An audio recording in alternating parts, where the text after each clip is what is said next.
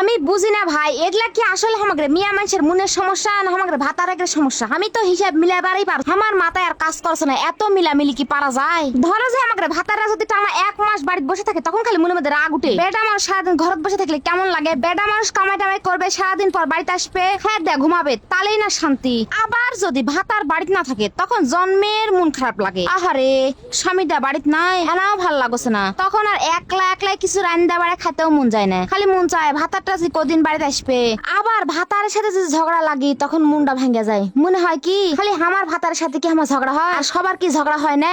এইরকম হাজারটা প্রশ্ন মাথাত ঘুরে, এই জন্য রাত্রে ঘুমাতে পারি না। আবার যদি ঝগড়া না লাগে, তখন খালি মনে হয় কেন যে ঝগড়া লাগছে না, ইস কতদিন হয়ে গেল ঝগড়া হচ্ছে না। ঝগড়া না করলে আর ভাল লাগছে না, ঝগড়া না করলে পেটের ভাতও হজম হচ্ছে না। আবার ধরো যে বাপের বাড়ি যদি যাইতে চায়, তখন যদি ভাতার এক কথা রাজি হয়ে যায়, তাহলে আবার ভাতার উপর সন্দেহ লাগে যে আমি বাড়ির থেকে চলে গেলে আবার কাকু বাড়িতে আনবে নাকি। থাক, আজকে মায়ের বাড়ি যাম না, আজকে আমার ভালো লাগছে না। আবার যদি মায়ের বাড়ি যেতে চায় আর যদি বাধা দেয়, তখন কি মনে হয় জানিস রে, জীবনে কি ভুল না করনু বিয়া হয়ে। জীবনের কোনো স্বাধীনতা নাই, বিয়া হওয়ার পর থেকে জীবনে না স্বাধীন মতো না বাপের বাড়ি যাওয়া পারনু না রে বাবা। আবার ধরো যে আমার ভাতার খামে না বুনু স আজকে না রেস্টুরেন্টে যা ঘুরে আসি, না খাই আসি, তখন যদি আমার ভাতার এক কথা রাজি হয়ে যায়, যদি বলে স যাই, তখন আমার কি মনে হয় জানেন, আজকার যাম না, তো টাকা পয়সা খরচ করবো না, বুঝতে পারছেন? দাবা খায় শেষ করে দিব, তাহলে আবার পরে কি খামো? আবার ধরো যে আমাকে রেস্টুরেন্টে যাইতে মন যাচ্ছে, কিন্তু আমার ভাতার যদি বলে থাক যায়ও না, তখন আমার কি মনে হয় জানেন, আমার এতই রাগ উঠে। আর আমার মনে হয় শুন, টাকা পয়সা দিয়ে তুই কি করবো যদি আমার জন্য খরচ করতে না পারিস, আমাকে যদি না খিলাস।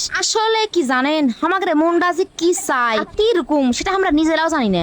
এক না শুনে হিপনা থামো, আরো মেলা আছে। এবার ধরো আমি আমার শাল পলক ধরে মারছি, তখন যদি আমার ভাতার আটকাতে আসে, তখন মনে হয় কি জানেন, অকো ধরে দুটা দিয়ে অগ্রেসর। কারণ দেখেন তো সংসারে আমি কত কাজ করছি, এর মধ্যে যদি আমার ভাতার আমাকে আটকাতে আসে, তাহলে তো মারতে মন যাবে। তারপর আবার ধরো আমি আমার শাল পলক মারছি, তখন যদি আমার ভাতার বসে থেকে দেখে আমাকে যদি কিছু না বলে, তখন তো আমার আরো রাগ উঠে। তখন আমার মনে হয় তুই তো দেখতেই পাচ্ছিস আমার রাগ উঠে আছে, তাহলে তুই আমাকে দুটা কথা বলে শাল টাকা না লিয়ে আসা, তাহলে তো আর মার খাই না। এইরকম মনে হয় জানি, মানে আমাদের ভাতাররা আমাদের ভালোর জন্য যেটা করে সেটা আমাদের পছন্দ হয় না। মানে আমাদের ভাতাররা আমার যা বলবে তার উল্টাটা করতে মন যায় সবসময়। এবার ধরো যে হঠাৎ করে আমাদের ভাতাররা আমার কেন বেশি ভালোবাসছে, তাহলে মনে হয় কি জানেন, ঢংটায় নাই করছে, আদিক খেতে দেখাচ্ছে। আবার যদি ভালো না বাসে, তাহলে মনে হয় কি জানেন, আর মনে হয় অন্য কোন মেয়ের সাথে লাইন আছে, এই জন্য মনে হয় আমাকে ভালোবাসছে না, আমাকে দেখতে পাচ্ছে না, আমার সাথে নাকামো করে না, গল্প করছে না। তখন একেবারে মনের ভিতর সন্দেহের ডালিলা বসে যায়, ডালি। ধরো যে ভাতার অফিসত গেছে, ফোন দিছি 20-25 মিনিট ধরে কথা বলেছে, তখন খালি আগ ধরে না, ফোন দিন আর এতক্ষণ ধরে কথা বলা লাগবে, ফোন কাটা হবে না,